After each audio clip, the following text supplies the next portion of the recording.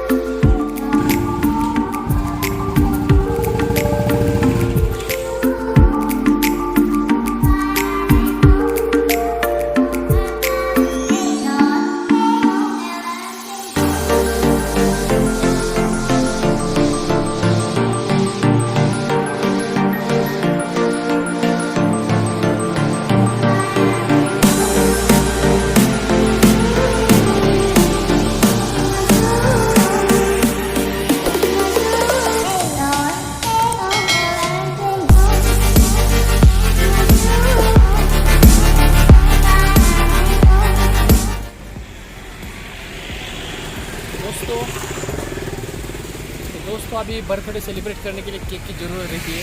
तो मैं अभी केक शॉप में आया हूँ केक लेने को। आप देख रहे हैं, तो पहला केक लेके फिर इधर से रवाना हो जाए।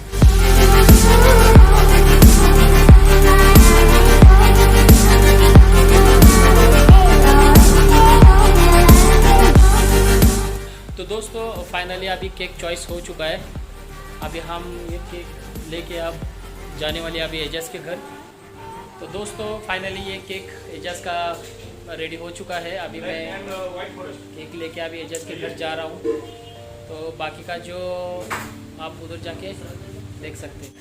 तो दोस्तों इधर भी जैसे कि आपने देखा पहले ब्लॉग में, एयरपोर्ट पे भी बहुत सारे मेरे फ्रेंड्स मिले और अभी केक ले रहा हूँ। तो केक पे भी मेरा फ्रेंड्स से अच्छा आता है, बहुत सारे यूट्यूब पे वीडियोज़ देखता है मेरा।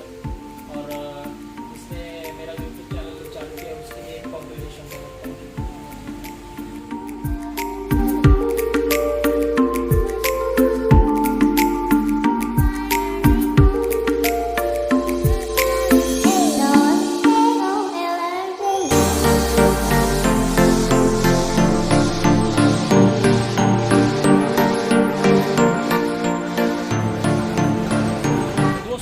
फाइनली इजाज़ के घर हम पहुंच गए हैं। अब देख सकते हैं उसका बिल्डिंग। तो अभी उसके घर जाएंगे। उसको मालूम नहीं है कि मैं आज उसको बहुत बड़ा सरप्राइज़ देने वाला हूँ। देखेंगे उसका रिएक्शन क्या है। तो दोस्तों अब ये उसका बिल्डिंग है, वो 4th फ्लोर पे रहने को है। तो लिफ्ट से अपन जाएंगे और उसका रूम नंबर है 404। देखेंगे, बहुत मज़ा आने वाला है आपको, क्योंकि बहुत बड़ा सरप्राइज़ है उसके लिए। देखेंगे उसका रिएक्शन क्या होता है।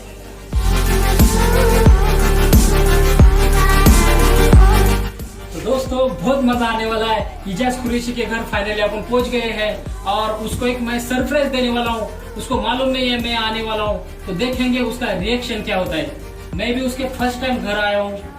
अभी बहुत मजा आएगा दोस्तों, बहुत मजा आएगा। देखो दोस्तों, आप देख रहे हैं उसका रूम के सामने आ गए हैं। उसका नंबर प्लेट भी आप देख रहे हैं, इजाज़ कुरैशी, और घर का नंबर भी 404 है।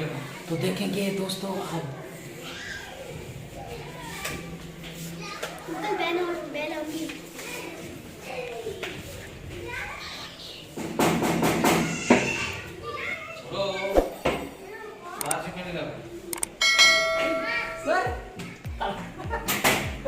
फाइनली इजाज़ कुरैशी के घर हम पहुंच गए हैं और एक्साइटमेंट देखो उसका, क्योंकि मैं फर्स्ट टाइम उनके घर आ चुका हूँ और बर्थडे सेलिब्रेट करते।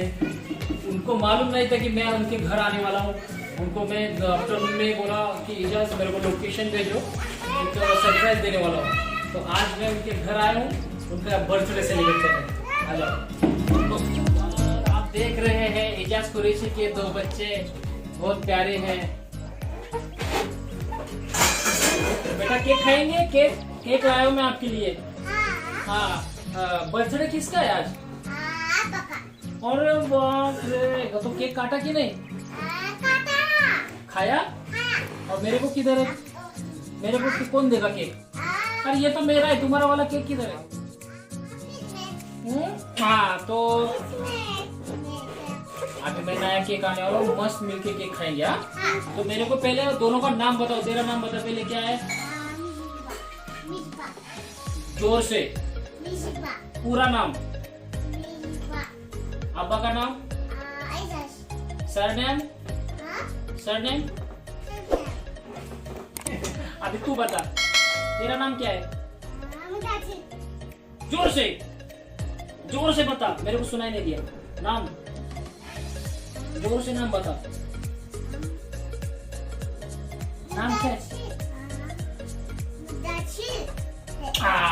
तो दोस्तों, मैं आपको बोला था एजाज के घर जाने के बाद आपको ट्रॉफीज उनके दिखाता हूँ। उनके पास भी बहुत ट्रॉफीज है, तो आप ट्रॉफी देख सकते हैं। ये उनके ट्रॉफीज है।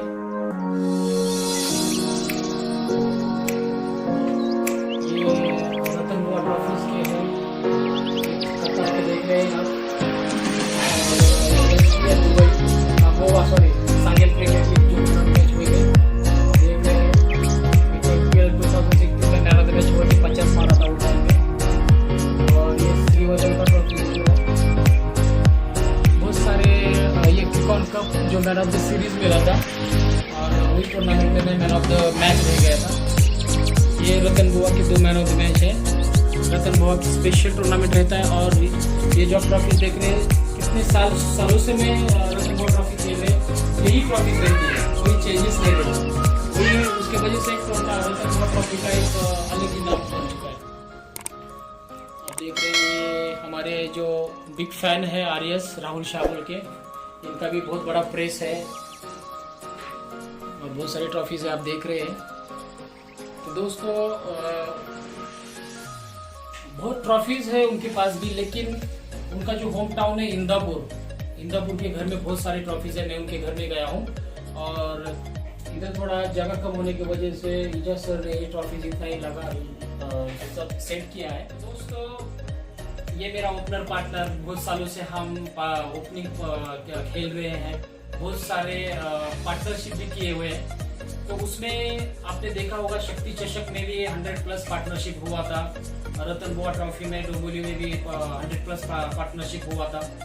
तो आप ये नहीं जानते कि हमने हैदराबाद में मोहम्मद सिराज के ग्राउंड पे हमने 100+ का भी उधर भी पार्टनरशिप किया था।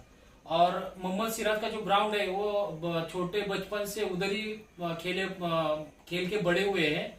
तो उनके अपोजिट मैच था, उनके अपोजिट खेल के हमने बहुत बड़ा स्कोर बनाया था, और वो मैच बहुत शानदार रही थी।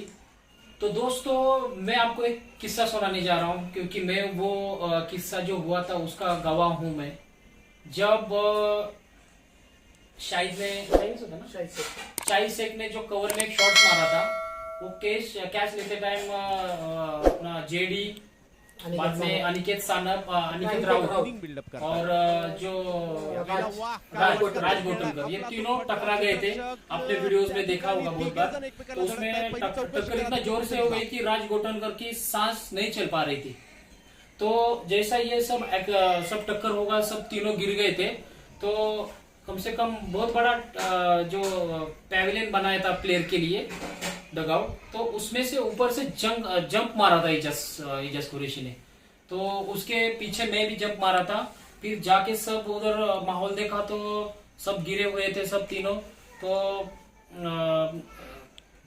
अपना क्या नाम उसका, मंगेश वैती ने वो दिखाया कि यार इसका सांस थोड़ा सा नहीं चल रहा है, तो इसको ऑक्सीजन देना बहुत जरूरी है।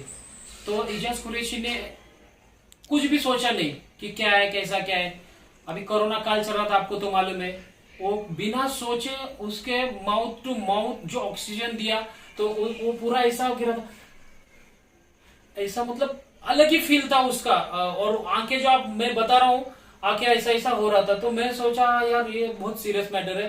तो जब इजाज कुरैशी ने उसको माउथ टू माउथ सांस दिया, ऑक्सीजन दिया, तो उसका बॉडी में एक अजीब सा हलचल हुआ।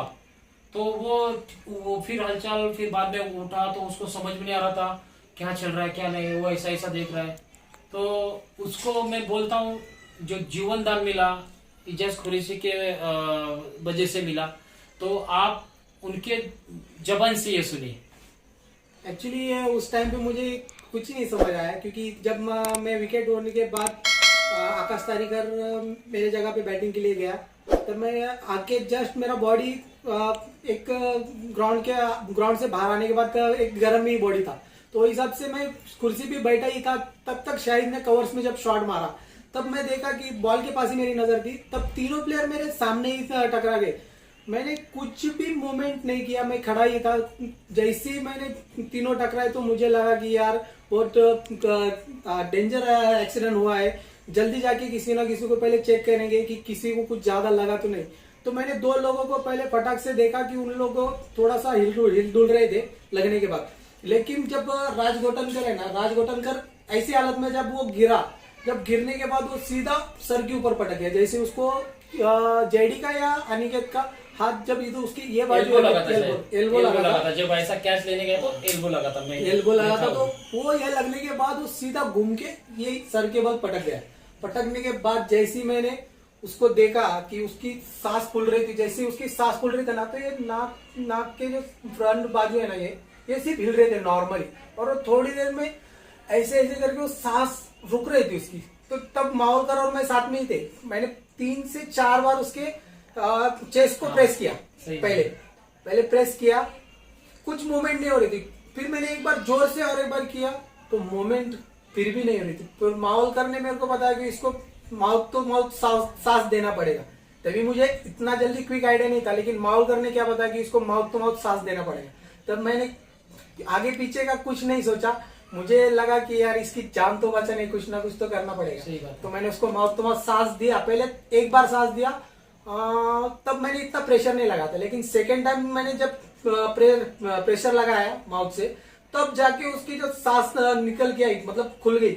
तब ऐसा मुझे भी महसूस हुआ कि यार इसकी चलो अभी सांस खुल गई इसकी, तो ये सांस लेने लगा। लेकिन जब उसने सांस लेने लगा ना, तो मुझे भी तसल्ली आया और बाकी के लोग आजू बाजू भी थे ना, सब लोग तसल्ली हो गए कि यार अभी ठीक है, वो हो गया। फिर उसके बाद हम लोग ने जितने भी आजू बाजू के उनके टीम में के प्लेयर थे, उनको बताया कि यार तुम जाओ, इसको पहले हॉस्पिटल लेकर जाओ, कुछ भी मत सोचो। तो उसको उसके टीममेट्स ने या उनके मैनेजर ने उसको उठा के हॉस्पिटल लेके गए। ये 2 लोग तो ठीक थे, उनको थोड़ा सा नॉर्मली लगा था, लेकिन इसको ज्यादा मेजर मारा लगा था। और उसके बाद जब मैंने उसका किसके पास मैंने इंक्वायरी किया, मैंने किसी तो बॉम्बे के प्लेयर को इंक्वायरी के लिए कॉल किया था कि यार उसकी हालत कैसी है। तो मुझे पता कि 2 दिन तक वो कोमा में था। 2 दिन तक उसको ये पता नहीं चल रहा था कि वो किधर है और क्या है। तो एक बंदा उनके टीममेट था, कोई तो मुझे याद नहीं आ रहा है, लेकिन वो बंदा कौन है। तो उसको वो बार बार कॉल करके बोलने गया कि मेरा ट्रैवलिंग का पैसा दे, और ट्रैवलिंग का पैसा मेरा बाकी है, ट्रैवलिंग का पैसा बाकी है। या और ये बोलने का कि मुझे यहाँ किसी ने लेके आया, ग्राउंड पे किसी ने लेके आया, मैं इधर आया कैसे, ये चीज बोलने को। फिर 2 या 3 दिन के बाद कुछ हॉस्पिटल ट्रीटमेंट करने के बाद वो स्टेबल हुआ। तो उसके बाद मुझे खुद राज गोटनकर का कॉल आया की भाऊ तू माझा जीव वाचवला, तू माझ्यासाठी देवासारखा धावून आला। अरे मैं मैं उसको बोला कि यार मैं उस टाइम पे मेरी ये सोच नहीं थी कि मुझे किसी की जान बचा नहीं। मुझे उस टाइम पे जो लगा वो मैंने किया, और मुझे ये प्राउड है कि मैंने उस टाइम पे किसी की जान बचाई, या मेरे हाथों जिंदगी में किसी की जान बची।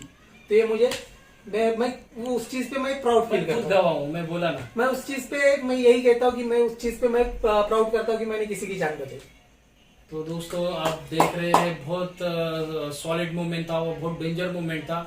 मैं वो मेरे आंखों से लाइव देखा हूँ, उसका जो बॉडी का रिएक्शन हो रहा था। फिर बाद में जब उसको हॉस्पिटल से लाया गया तो और ऐसा ही था। फिर बाद में कुछ क्वेश्चन पूछ रहे हैं तो वो समझ में नहीं आ रहा, कुछ भी बोल रहा था, मेरा बाइक किधर है, मैं इधर कैसा आया हूँ। मैं खुद उससे आप जबान से सुनाऊं तो बहुत डेंजर मूवमेंट था वो। किसी किसी टेनिस क्रिकेट के प्लेयर को ऐसा कभी भी ना हो।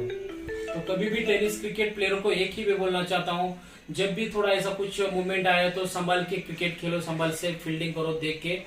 थोड़ा बहुत टेंशन वाला काम है ये। तो दोस्तों अभी इजाज का केक काट के अपन जरा थोड़ा सेलिब्रेशन करेंगे। जिस काम पे आए हूँ मैं वो अभी पूरा करेंगे। उसको बहुत खुशी हो चुकी है, उसके फेस पे मैंने देखा हूँ, क्योंकि मैं फर्स्ट टाइम आया हूँ। बहुत बार उसने बुलाया मेरे को घर, लेकिन मेरे को टाइम नहीं मिलता था। लेकिन आज उसको मैं बिना बताए आया हूँ उसके घर, उसको एक सरप्राइज देने का था। तो चलो दोस्तों अभी केक काटने का काम शुरू करेंगे।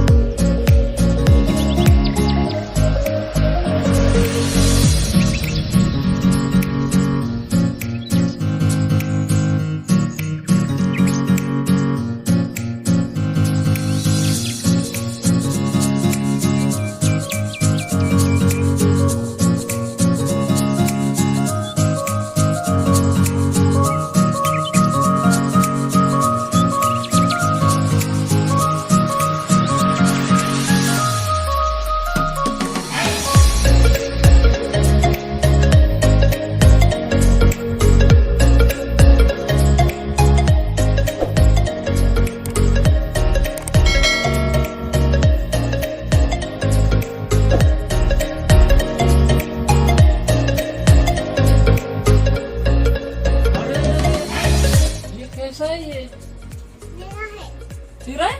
हाँ। तो ये हमारे दीदी को लेके जाता हूँ समृद्धि के लिए, जरूरत है उसको भी लेके जाऊँ मैं? नको। क्यों? नको। नहीं बाबा मैं लेके जाऊंगा अभी इसको। नको नको। नहीं नहीं नहीं लेके जाता हूँ मैं। नको। मेरा गाड़ी लाई ही है, गाड़ी के इसमें ये कैरी बैग किधर है? कैरी बैग में डाल के लेता हूँ। क्या तेरा भी है?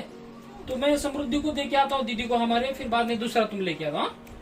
ये कैरी बैग किधर है? एजेस बाबू कैरी बैग लेके आता, कैरी बैग में डाल देता हूँ पूरा ये।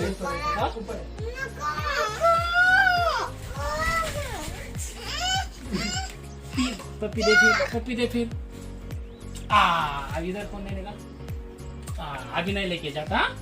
तू मेरे घर इसमें बैठेगा ना? क्यों नहीं बैठेगा? अभी तू घर कब आएगी मेरी? मेरे घर में बहुत है, डॉग है, कैट है, बहुत कुछ है। कब आएगी अभी? रात हुई अभी? चल आ जा। तो दोस्तों मैंने दोपहर को मैंने एजाज सर को फोन किया था कि एजाज आप कहाँ पे हैं? तो एजाज बोला मैं घर पे ही हूँ। तो मैं बोला ठीक है एजाज घर पे ही रहे, बाहर किधर मत जाना, क्योंकि मैं तेरे लिए एक सरप्राइज लेके आने वाला हूँ। तो उनके मन में भी चल रहा होगा क्या लाने वाले हैं, क्या है। तो मैं उनके जबान से ही सुनना चाहता हूँ।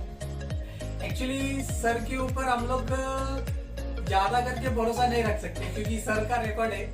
उनके हमारे टीम में जब भी हम लोग टूर पे निकलते हैं, मैच में निकलते हैं, तो सर पहले इंक्वायरी करते हैं कि कब निकलना है, कितने बजे का मैच है, कौन सा राउंड है, फर्स्ट राउंड है, सेकंड राउंड है या थर्ड फोर्थ है, तो सब इंक्वायरी करते हैं। तो हम सर को सब पता रहता है कि कितने बजे निकलना है। तो हम लोग पहले वेट करते हैं, सर को कॉल करते रहते हैं कि सर किधर हो। सर बोल रहे अभी इधर फातिमा नगर में हूँ, अभी इधर पुलगेट पे हूँ।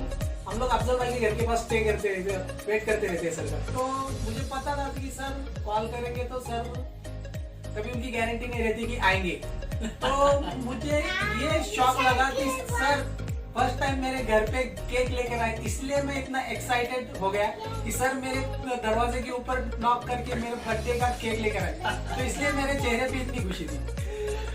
तो सही बोल रहे हैं जब सर, क्योंकि मेरा टाइम का थोड़ा सा प्रॉब्लम है। तो कभी भी हमारा टूर रहता है तो अफजल के उधर एक 15-20-25 मिनट तो मैं लेट होता ही हूँ। अफजल भाई भी बहुत फ़ोन करते हैं हमको। अफजल भाई बोला तो आपको मालूम रहेगा, डिंग डोंग के कप्तान थे पहले। अभी वो पूरा हमारा टीम मैनेजमेंट सब वही देखते हैं, स्पॉन्सर लोग का सब आना जाना, सब गाड़ी का सब अरेंजमेंट उनका ही रहता है। तो सही पहचाना, एजाज सर ने भरोसा नहीं रखते थे, लेकिन आज मैं उनके घर पे आके बहुत बड़ा सरप्राइज दिया। तो दोस्तों, वीडियो बनाने का मकसद यही था, क्योंकि मैं भी फर्स्ट टाइम एजाज के घर जाने वाला था। एक मेरे को पॉइंट मिला एजाज के घर जाने के लिए, तो उनको भी थोड़ा सा शॉकिंग करने का था, तो मैं आज उनको शॉक कर दिया।